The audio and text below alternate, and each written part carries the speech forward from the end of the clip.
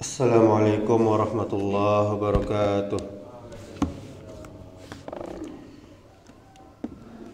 Alhamdulillahi rabbil alamin, wal aqibatu lil muttaqin, wala udwana illa 'alal zalimin. Asyhadu an la ilaha illallah wahdahu la syarika lah, wa asyhadu anna Muhammadan 'abduhu wa rasuluh. Amma ba'du. Alhamdulillah, kita bersyukur kepada Allah Subhanahu wa ta'ala. Kita bersyukur dengan lisan kita memuji Allah.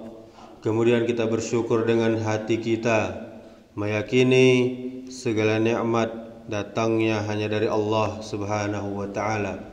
Kemudian kita bersyukur dengan anggota badan kita, yaitu dengan mengerjakan perintah-perintah Allah dan menjauhi larangan-larangannya.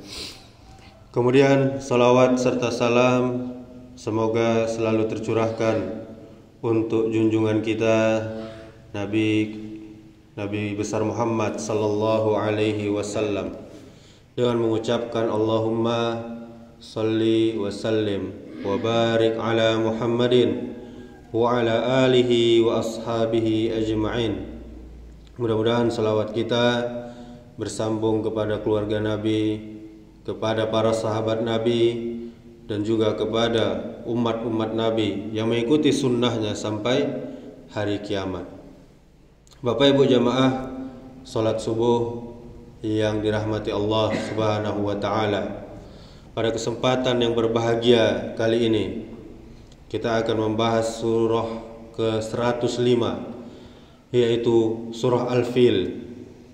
Surah ini terdiri dari 5 ayat dan tergolong surah Makkiyah, yaitu surah ini turun ketika sebelum Nabi hijrah ke Madinah.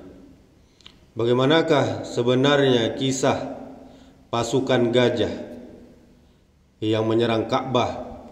Akan kita lihat secara jelas di dalam surah Al-Fil, yaitu kita akan membahas tafsirnya. Juga kita akan dapat pelajaran bahwa tahun gajah itulah tahun kelahiran Nabi kita sallallahu alaihi wasallam.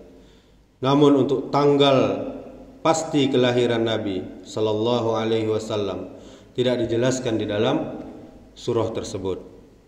Surah ini diturunkan setelah surah Al-Kafirun.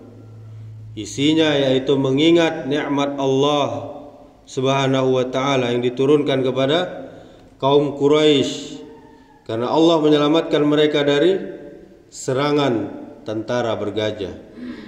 Mereka bertekad menghancurkan Ka'bah dan meratakannya dengan tanah. Namun Allah Subhanahu wa ta'ala menghancurkan mereka dan mengusir mereka dengan penuh kehinaan.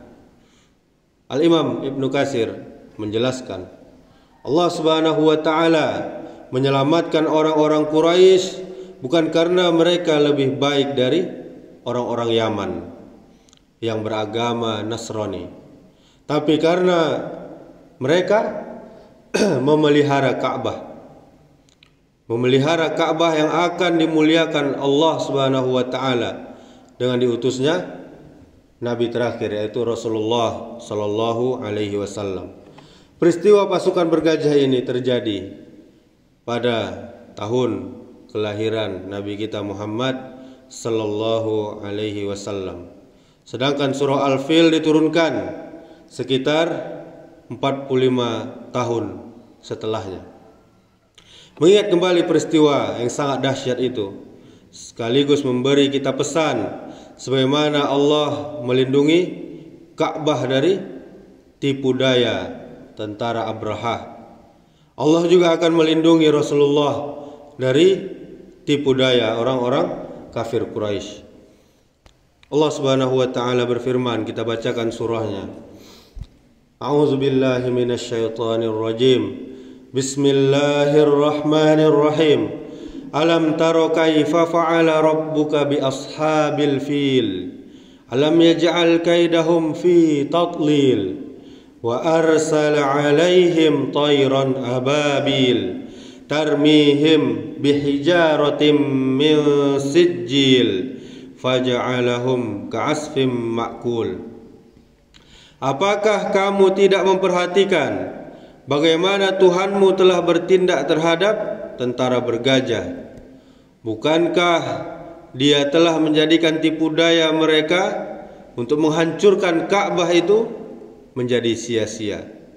Dan Dia mengirimkan kepada mereka burung yang berbondong-bondong, yang melempari mereka dengan batu yang berasal dari tanah yang terbakar. Lalu Dia menjadikan mereka seperti daun-daun yang dimakan ulat. Surah Al-Fil ayat 1-5. Kisah ini Bapak Ibu jamaah tentu menjelaskan tentang Ashabul Fil, pasukan bergajah yang ingin menghancurkan tadi rumah Allah, Ka'bah. Mereka sudah mempersiapkan diri untuk menghancurkan Ka'bah dari jauh-jauh hari. Mereka pun mempersiapkan gajah untuk menghancurkan Ka'bah. Tatkala mereka datang mendekati Makkah, orang-orang Arab tidak punya persiapan apa-apa untuk menghadang mereka. Penduduk Makkah malah takut, malah keluar, takut dari serangan Ashabul Fil tersebut. Lantas Allah Subhanahu wa taala menurunkan burung yang terpencar-pencar. Artinya datang kelompok demi kelompok. Itulah yang dimaksud dengan tayron ababil, sebagaimana kata Ibnu Taimiyah. Kemudian burung-burung tersebut membawa batu untuk mempertahankan Ka'bah. Batu itu berasal dari lumpur atau tin yang dibentuk jadi batu, seperti tafsiran sahabat Ibnu Abbas. Kemudian ada juga yang menafsirkan bahwa batu tersebut adalah batu yang dibakar. Batu tersebut digunakan untuk melempar pasukan gajah tersebut. Lantas mereka hancur seperti daun-daun yang dimakan, yang diinjak-injak oleh hewan. Allah Subhanahu wa taala memberi pertolongan dari kejahatan pasukan gajah tersebut. Tipu daya mereka pun akhirnya sia-sia, sirna. Kemudian dijelaskan oleh Ibnu Taimiyah, kisah ini adalah kisah dari Raja Abraha yang membangun kanisah atau dia ingin membangun gereja di negeri Yaman. Ia ingin agar haji yang ada di Arab dipindahkan ke Yaman. Kemudian Abraha ini adalah raja dari negeri Habasyah atau berpenduduk Nasrani kala itu yang telah menguasai negeri Yaman. Kala itu diceritakan ada orang Arab yang menjelek-jelekkan gereja orang Nasrani sehingga membuat Raja Abraha marah. Lalu dia pun berniat untuk menghancurkan Ka'bah. Di dalam kitab Majmu' Fatawa karya Ibnu Taimiyah, juz 27 halaman 355. Kemudian di dalam kitab As-Sihhah disebutkan bahwa makna firman Allah bihijaratim min sijil, dengan batu yang berasal dari tanah yang terbakar, yaitu adalah batu yang terbuat dari tanah liat yang dibakar di atas api neraka. Dan pada batu-batu itu bertuliskan nama setiap orang yang berhak atasnya. Hal ini persis yang disebutkan pada firman Allah Subhanahu wa taala dalam surah Az-Zariyat ayat 33 sampai 34 yang artinya, agar kami timpakan kepada mereka batu-batu dari tanah yang ditandai. Kemudian Bapak Ibu jamaah yang dirahmati Allah Subhanahu wa taala, sahabat Ibnu Abbas berkata, batu-batu itu jika mengenai salah satu dari mereka akan menjadikan kulit mereka melepuh, dan demikian itu adalah awal munculnya penyakit cacar. Kemudian Ikrimah berkata, ketika salah satu derita mereka terkena batu yang dibawa burung-burung tersebut, maka akan timbul penyakit cacar. Kemudian Syekh Tantawi yang wafat pada tahun 2010 Masehi yang lalu mengutip penjelasan Syekh Husnin Muhammad Mahluf di dalam tafsirnya, Tafsir Safwatul Bayan, menjelaskan keadaan yang mengenaskan tentara gajah pasca dilempari batu oleh burung ababil. Kemudian sesungguhnya batu tersebut masuk dari arah kepala dan keluar dari kaki, dan sisanya dari mereka terpapar cacar dan sakit. Kemudian mereka tunggang langgang dan mati di jalan dalam keadaan terpisah-pisah, dan Abraha sendiri mati dengan keadaan tercabik-cabik potongan tubuhnya. Kisah ini mengingatkan kepada kita semua dan pada saat itu kepada orang Quraisy akan pertolongan Allah Subhanahu wa taala yang telah menghancurkan pasukan bergajah, dan juga menunjukkan bagaimana Allah mengatur segalanya, mengatur makhluknya dan membinasakan musuh-musuhnya. Dan pada tahun penyerangan gajah tersebut lahirlah Nabi kita Muhammad sallallahu alaihi wasallam. Kisah itu adalah titik awal yang menunjukkan akan datangnya risalah beliau, atau itulah tanda kenabian Nabi kita sallallahu alaihi wasallam. Ada hadis yang menunjukkan bahwa Rasul sallallahu alaihi wasallam dilahirkan pada tahun gajah. Itu hadis dari Ibnu Abbas, dia berkata, Nabi sallallahu alaihi wasallam dilahirkan pada tahun gajah. Dalam hadis riwayat At-Tahawi dalam kitab Mushkilul Asar nomor hadis 5211. Kemudian yang diriwayatkan Imam At-Tabrani dalam kitab Al-Kabir nomor hadis 12432. Kemudian yang diriwayatkan oleh Imam Al-Hakim dalam Mustadraknya nomor hadis 4180. Kemudian Imam Al-Hakim mengatakan bahwa hadis ini hadis yang sangat kuat, yang sangat sahih, sesuai syarat Bukhari dan Muslim, tetapi keduanya tidak mengeluarkannya. Kemudian Imam Zahabi mengatakan bahwa hadis ini sesuai syarat Imam Muslim. Juga dikeluarkan hadis ini oleh Imam Al-Baihaqi dalam kitab Dalailun Nubuwah nomor 5 dari jalur Ibnu Abbas. Hadis ini dihasankan. Hasan derajatnya adalah di bawah sahih oleh Syekh Al-Albani di dalam kitab As-Silsilah As-Sahihah. Bahkan Bapak Ibu, ada ijma', ada kesepakatan para ulama yang mendukung bahwa Nabi sallallahu alaihi wasallam dilahirkan pada tahun gajah. Seperti dikatakan oleh Ibnul Munzir, di mana dia berkata tidak ragu lagi dari seorang ulama kita bahwa Rasul sallallahu alaihi wasallam dilahirkan pada tahun gajah. Lalu beliau diangkat menjadi rasul setelah beliau berusia 40 tahun dari tahun gajah. Dalam kitab As-Silsilah As-Sahihah pada hadis nomor 3152. Kaum muslimin, kaum muslimat, jamaah subuh yang dirahmati Allah Subhanahu wa taala. Ketika penyerangan Makkah tersebut, di sana ada orang-orang musyrikin yang beribadah kepada berhala-berhala. Dan agama Nasrani lebih baik daripada agama orang musyrik pada saat itu. Kisah ini menunjukkan bahwa perlindungan Allah pada Ka'bah bukan karena adanya orang-orang musyrik yang ada di sekeliling Ka'bah, namun karena untuk melindungi Ka'bah itu sendiri. Atau dikarenakan pada tahun gajah tersebut akan lahir Nabi kita, yaitu Nabi sallallahu alaihi wasallam di Makkah.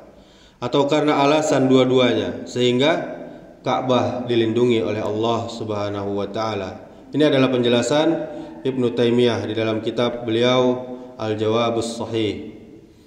Kemudian Bapak Ibu jamaah yang dirahmati Allah Subhanahu wa taala, Allah Subhanahu wa taala mengajarkan kepada Rasulullah sallallahu alaihi wasallam dan kepada kita para umatnya betapa besar kekuasaan Allah. Segala kekuasaan tunduk kepada kekuasaan Allah Subhanahu wa taala. Maka siapa yang dilindungi oleh Allah, tidak ada yang mampu mencelakainya. Sebaliknya, siapa yang dihancurkan oleh Allah, tidak ada yang mampu melindunginya. Sangat mudah bagi Allah untuk menolong siapa yang dikehendakinya, dan sangat mudah bagi Allah menghancurkan siapa yang ingin dihancurkannya. Juga sangat mudah bagi Allah menghadirkan cara-cara dan jalan kehancuran musuh-musuhnya. Surat ini menunjukkan seperti yang dijelaskan Said Qutb dalam tafsir Fi Zilalil Quran. Allah tidak ingin menyerahkan pemeliharaan rumah sucinya itu kepada orang-orang musyrik. Meskipun mereka membangga-banggakan, meskipun mereka melindungi dan memeliharanya, Allah langsung yang melindunginya dengan pertolongan yang sangat dahsyat, yang sangat menakjubkan. Kemudian Bapak Ibu, di antara pelajaran yang bisa kita ambil dari surah Al-Fil ini adalah surah ini menegaskan tentang keagungan kota Mekah. Allah menghinakan orang-orang yang sombong dan merasa kuat hanya dengan mendatangkan pasukan burung-burung. Tidak perlu sepasukan malaikat yang hebat. Dan kisah pasukan gajah ini hanya terdapat sekali saja di dalam Al-Quran, tidak berulang, semisal kisah Fir'aun, kisah Nabi Nuh, kaum Ad dan Samud. Karena di dalam kisah ini tidak terdapat pengingkaran terhadap Rasul yang merupakan dosa besar, dan lebih ditekankan kepada umat manusia untuk dijauhi dosa mengingkari Rasul. Kemudian pelajaran yang kedua yaitu mencegah kemungkaran. Jangan sampai berdampak munculnya kemungkaran yang lebih besar. Orang-orang Quraisy mengingkari kemungkaran Abraha yang hendak memalingkan manusia dari Baitullah, dari Ka'bah. Namun apa yang mereka lakukan malah menimbulkan kemungkaran yang lebih besar, yakni tekad merobohkan Ka'bah.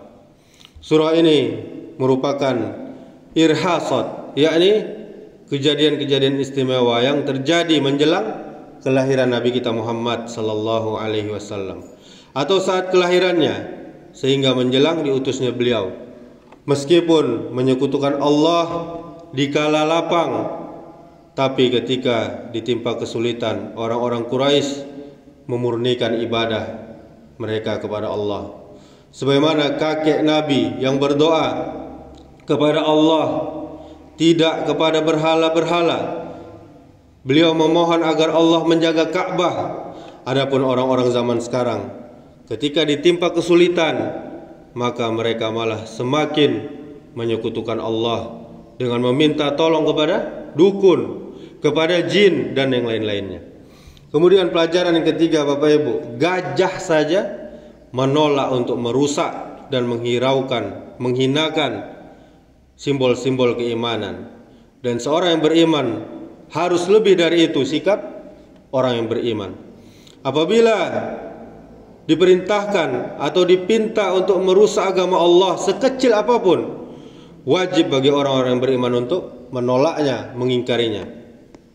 Kemudian pelajaran selanjutnya, jangan kita rusak kehormatan agama Islam dengan pena-pena kita, dengan lisan-lisan kita, dan dengan kekuasaan dan tindakan kita. Kemudian pelajaran selanjutnya, sesungguhnya agama ini pasti akan menang Bapak Ibu. Jangan sampai seseorang menjadi orang yang memalingkan peribadatannya kepada Allah, menuju ibadah kepada selain Allah, dan jangan pula menjadi penghalang dalam ketaatan. Allah mengisahkan kisah gajah ini sebagai pelajaran bagi kita semua. Jangan sampai gajah lebih tahu tentang kemuliaan Allah daripada kita manusia yang berakal. Kemudian gajah tidak mau diperintah memaksiati Allah. Semestinya manusia lebih tidak mau lagi diperintahkan untuk memaksiati Allah. Dengan demikian, barang siapa yang merusak kehormatan agama Allah, maka hakikatnya mereka lebih rendah, mereka lebih hina daripada hewan-hewan. Demikianlah Bapak Ibu jamaah yang dirahmati Allah Subhanahu wa taala. Surah Al-Fil mulai dari terjemahan, asbabun nuzul hingga tafsirnya. Semoga menambah keimanan kita kepada Allah Subhanahu wa taala. Semoga bermanfaat. Subhanakallahumma wa bihamdika asyhadu an la ilaha illa anta astaghfiruka wa atubu ilaik. Wassalamualaikum warahmatullahi wabarakatuh.